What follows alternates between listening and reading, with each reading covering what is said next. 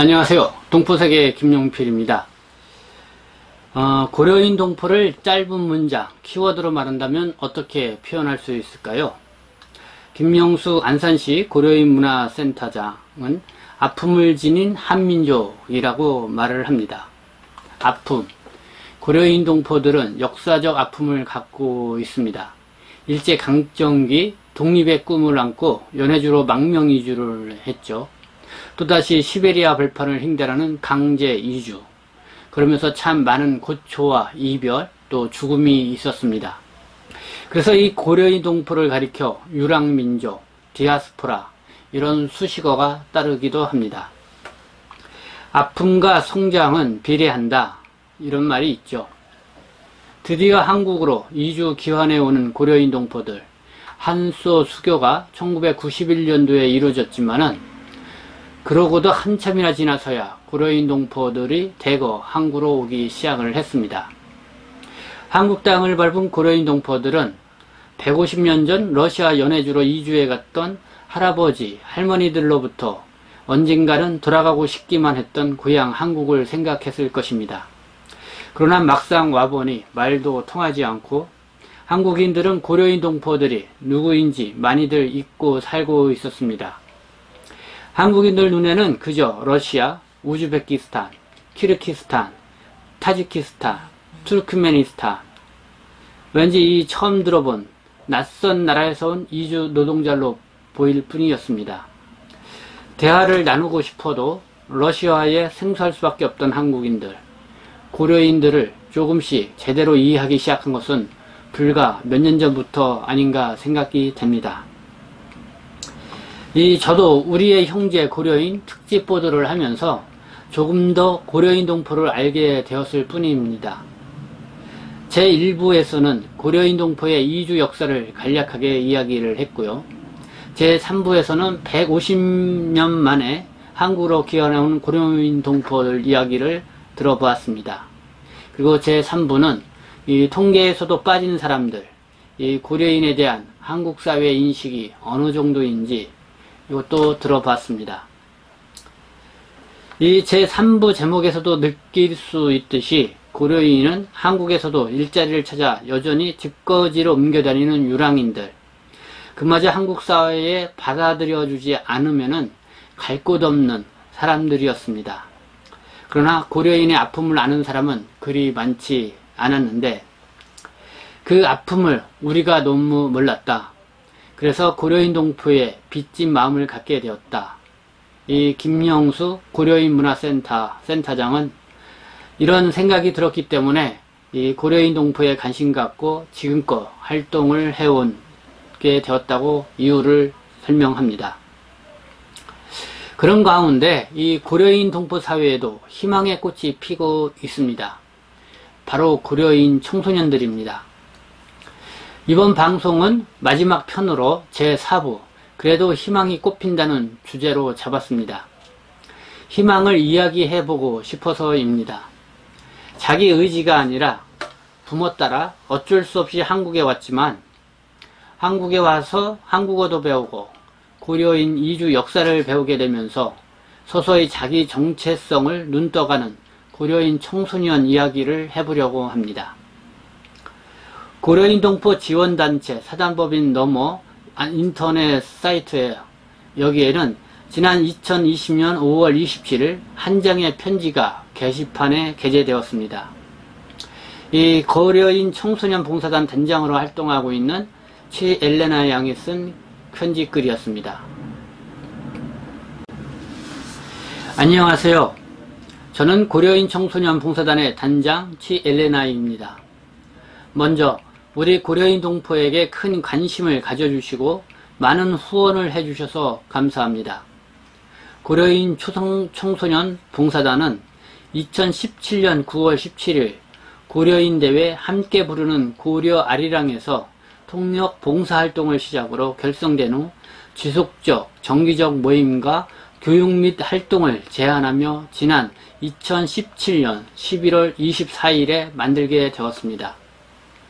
봉사단을 만든 동기는 한국에서 거주하는 고려인들에게 도움을 주고 더 나아가 고려인 동생들이 한국 학교에서 빨리 적응하기 위해서입니다. 우리 고려인 청소년 봉사단 멤버는 고려인 역사를 배워서 한국 사람들과 고려인에게 알려주고 고려인 지원센터에서 통번역 봉사활동가 멘토 역할을 맡아 고려인 동생들에게 한국어를 가르쳐주고 있습니다. 그리고 고려인들이 사는 떼골 마을이 안전할 수 있도록 한 달에 한 번 순찰을 하는 청소년 경찰단 봉사도 합니다. 올해에는 안타깝게도 코로나19 때문에 봉사활동을 많이 할 수 없지만 한너 통역봉사팀을 중심으로 안산시 외국인 주민 생활안전지원금 신청 안내를 하는 봉사활동을 열심히 했습니다. 코로나19 상황이 빨리 안정되기를 기원하며 후원자님들 힘내시고 건강하시길 바랍니다. 고려인 청소년 봉사단 단장 최엘레나. 최엘레나 양의 편지 글을 보면은요, 고려인 청소년 봉사단이 어떻게 설립이 되었고, 그리고 어떤 활동을 하고 있는지, 그리고 또 현재 활동하고 있는 내용들을 아주 간략하게 아주 이렇게 잘 정리해서 전해주고 있습니다. 김영수 안산시 고려인문화센터장의 말에 의하면은 현재 안산시 고려인문화센터에서 주도적인 역할을 하고 있는 커뮤니티는 고려인 청소년들이라고 합니다. 한 50명의 중고등학교 고려인 청소년들이 봉사단을 결성을 했는데요. 이들은 대부분 초등학교 때 부모 따라서 한국에 와서 한국에 온 지 한 3년에서 6년 정도 된 아이들이라고 합니다. 그래서 어느 정도 한국어도 하고 또 한글도 잘 씁니다. 이 고려인 청소년들은 자발적으로 이 부모 세대를 돕기 위해서 통역 봉사단을 만들어서 활동을 시작을 했고요. 바로 그와 같은 내용이 최엘레나 양이 쓴 이 편지글에 실려 있습니다. 더 나아가서 우리 동네 지킴이 청소년 경찰단 방범대 활동을 하고 멘토 봉사단을 만들어서 동생들까지도 챙깁니다. 한국어도 가르쳐주고 진로 상담도 해줍니다. 코로나19로 한자리에 모일 수 없으니까 온라인 학습으로 이 한국어 교육을 진행한다고 합니다. 그렇게 해서 한 100여 명의 고려인 아이들이 50명으로 구성된 이 고려인 청소년 봉사단의 도움을 받으면서 한국 생활에 정착해 오고 있다고 하는데요. 이 놀라운 일이 아닐 수가 없습니다. 그리고 한국 근현대사를 공부하는 역사 해설팀도 있다고 합니다. 아이들은 이 할아버지가 어떻게 해서 100여 년 전 연해주, 러시아, 중앙아시아로 가게 되었는지 그것을 알게 됐고요. 또 설명도 해줄 정도로 고려인의 이주 역사에 대해서 상당한 이해를 갖고 있다고 합니다. 지난해에는 이 일본에서 열린 중국, 일본, 동포 청소년들과 함께하는 디아스포라 워크숍도 참여를 했다고 하는데요. 이 중국 조선족 청소년들과 제1동포 청소년들 그리고 고려인 청소년들이 한자리에 모여서 대화를 나누는 그리고 함께 활동하는 시간을 가진 것입니다.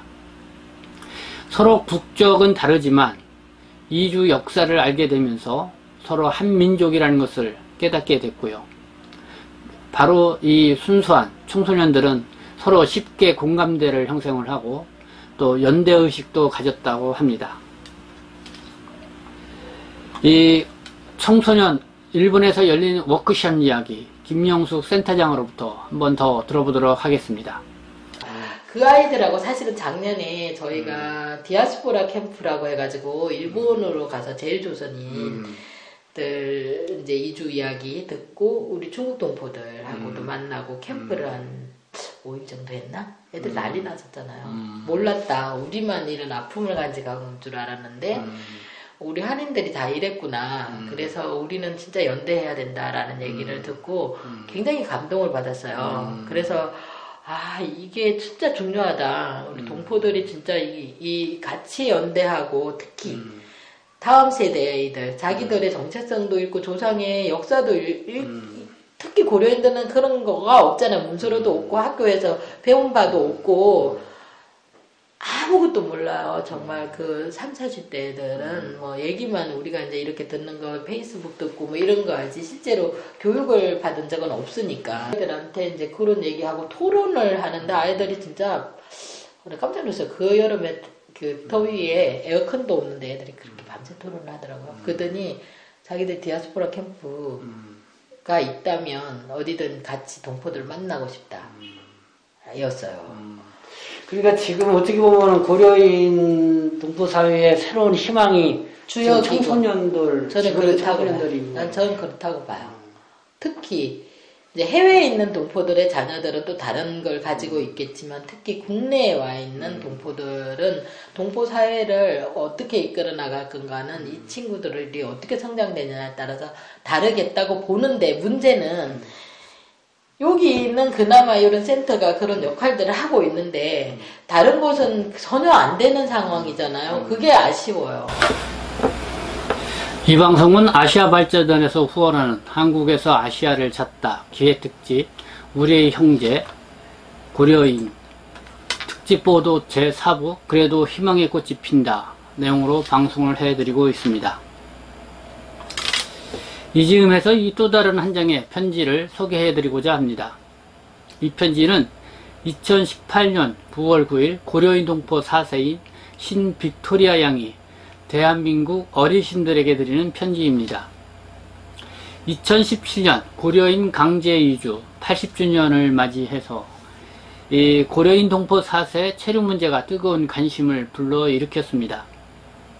이 관련 내용을 제2부에서 소개해 드렸는데요.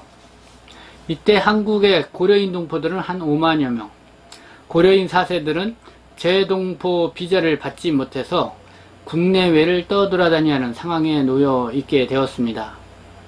그 당시 심정을 신 빅토리아 양이 한국 사회에 보내는 편지글로 잘 대변해주고 있습니다. 대한민국 어르신들께 보내는 두 번째 편지, 내용 제목이 이렇게 되어 있네요. 저는 4세 신 빅토리아입니다. 한국에 외국인 비자로 체류하고 있습니다. 제가 고려인 4세 대표로 편지를 쓰도록 제안을 받았을 때 저와는 생각과 의견이 다른 사람들도 있을 것 같아서 큰 부담이었습니다. 하지만 제 이야기와 의견을 말씀드리기 위해서 이 편지를 쓰기로 결심을 했습니다. 고려 사람으로 살면서 외모나 민족에 크게 신경을 쓰지 않았습니다. 물론 여러분도 그렇게 산 것 같습니다. 한국에 오기 전에는 저희 민족에 대해 의심한 적도 없었습니다. 저희는 한민족의 전통을 가진 고려 사람입니다. 아기 때부터 가족과 함께 돌잔치나 한국 같은 전통적인 명절을 지내고 러시아 말과 섞인 고려 말을 들으면서 자라왔습니다. 그때 저는 고려인 강제 이주 이야기를 많이 들었지만 그 당시에 저희 선조들이 얼마나 고생했는지는 잘 몰랐습니다. 전혀 다른 나라에 와서 적응하고 자식들을 키우면서 살아가는 것은 얼마나 힘들었을까요? 그럼에도 불구하고 저희 고려인은 놀라울 정도로 지금까지 고려인의 전통과 문화를 지키면서 살아왔습니다. 9살이었던 제가 한국을 처음 방문했을 때 외국인이라고 느끼지 않았습니다. 꼭 다시 한국에 돌아오기를 마음먹었고 유학생으로 오게 되었던 것입니다.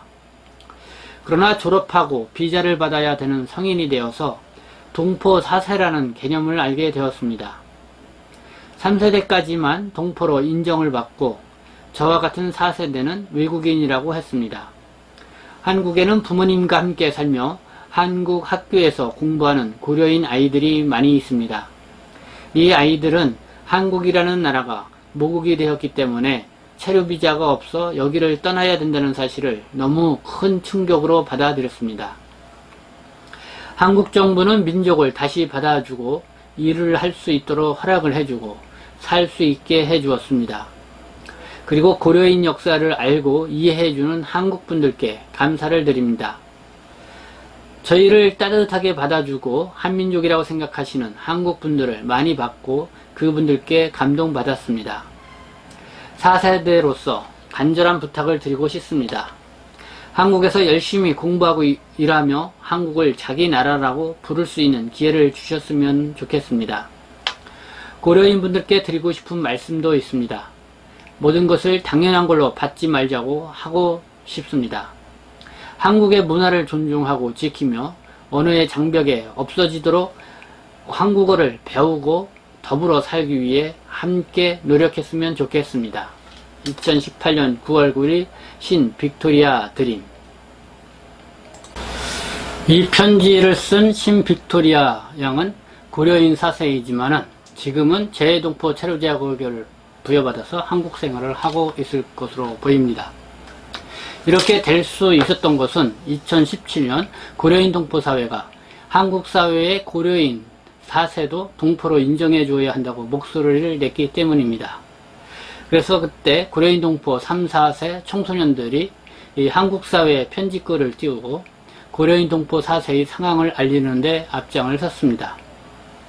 이 신 빅토리아는 그때도 편지글을 써서 한국 언론의 주목을 받았습니다.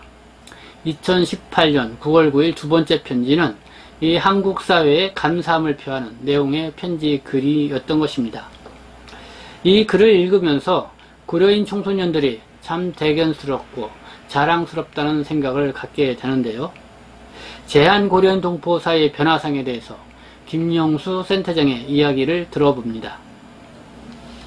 글쎄요, 이제 어떤 동포들의 일자리를 찾아서 움직이고 가는 거잖아요. 근데 처음에 초기에 왔던 분들은 굉장히 어렵고 외롭고 이렇게 했는데 이제 한국 사회에 어느 정도 적응을 하면 이제 자기들 나름대로의 이렇게 이제 관계망들을 형성해 나가죠. 지원단체나 뭐 이런데 관계나 이런 것들보다. 이제 그럼에도 불구하고 뭐 아까도 얘기했지만 우리 청소년 봉사단도 우리 어머니들 봉사단도 있거든요. 어머니 봉사단 또 혹은 고려인 자체 커뮤니티 뭐들 몇 군데를 보면 글쎄요, 굉장히 뭐 변화 발전이라기보다는 나름대로의 이제 한국 사회에 적응해서 살아가는 사람들의 모습, 이제 어느 정도 발이 땅에 한국 사회에 좀 붙어 있다라는 생각을 하게 됐죠. 처음에는 왔다가 가고 계속 이런 상황이라 한국 사회에서 살 수 있을까 없을까에 대해서 그들 스스로도 답을 못 찾고 있는 상황이었는데, 어쨌든 고려인 동포 사세 문제 해결에 같이 우리 여기 있는 우리 학교 같이 센터 했던 봉사자 친구가 굉장히 주도적으로 활동을 했었거든요. 이런 친구들과 활동한 거의 결과로 어쨌든 동포법이 변화되고 이러면서 우리가 이렇게 같이 하면은 변할 수 있구나라는 것들을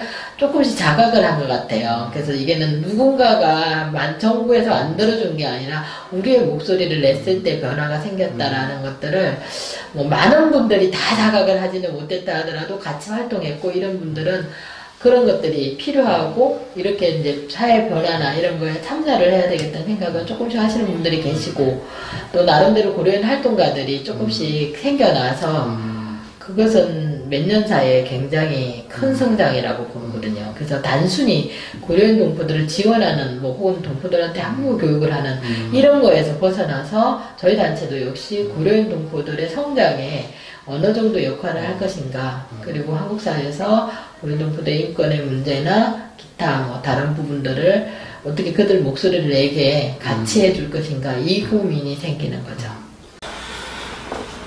처음에는 한국 사회에 살 수 있을까 생각을 했는데 이렇게 청소년 봉사단 또 어머니 봉사단 자체 커뮤니티 형성이 되면서 이런 모습을 보면서 한국 사회에 이제는 발을 조금 한국 땅에 붙어 있는 것 같은 그런 느낌을 받고 있다라고 하는 이 김영수 센터장의 말이 인상 깊게 생각이 됩니다. 지금 고려인 동포 사회, 이 부모 세대, 그리고 30대, 40대 청년 세대들과는 달리 이 어린 시절 한국에 와서 한국에서 초등학교 교육을 받고 자란 지금의 청소년 세대들, 이들에게서의 미래를 찾게 되고 가능성을, 희망을 찾게 된다. 바로 지금 부모 세대들이 하는 이야기라고 합니다. 김영수 센터장은 미래 세대인 청소년을 잘 성장시켜서 고려인 사회의 중추적 역할을 하도록 발굴하고 양성하는 것, 이런 활동에 좀 더 중점을 두고 펼치겠다 이야기를 하고 있는데요. 차세대 리더들의 역사성, 정체성을 찾도록 해주는 것, 한글교육 못지않게 중요하다 강조를 하고 있습니다. 동시에 이들 청소년들이 한국 사회에서 잘 적응해 갈 수 있도록 환경을 만들어주는 것이 앞으로의 과제이다 이렇게 이야기를 하고 있습니다. 이 과제를 어떻게 풀어갈 것인가? 현재 이 고려인 동포 사회가 안고 있는 문제이기도 합니다. 네, 지금까지 아시아발전재단에서 후원한 한국에서 아시아를 찾다 고려인 편, 우리의 형제 고려인 마지막 회인 제4부 그래도 희망이 꽃을 핀다라는 내용으로 여러분들에게 전해드렸습니다. 지금까지 도움 말씀을 준 김영수 안산시 고려인 문화센터 센터장에게 감사의 말씀을 드립니다. 이 김영수 센터장은 2008년부터는 고려인 동포 지원 사업으로 펼친 바리의 꿈 사회적 기업 활동을 시작으로 해서 2011년부터는 안산 택골마을에서 한글야학 너머에 참여해 고려인 동포들을 상대로 주로 상담과 행정 업무를 시작을 했습니다. 그러다가 2016년 안산시에서 지원을 해준 안산시 고려인 문화센터가 설립되면서 이 센터장으로 지금까지 활동을 오고 있습니다. 네, 지금까지 경청해 주셔서 감사합니다.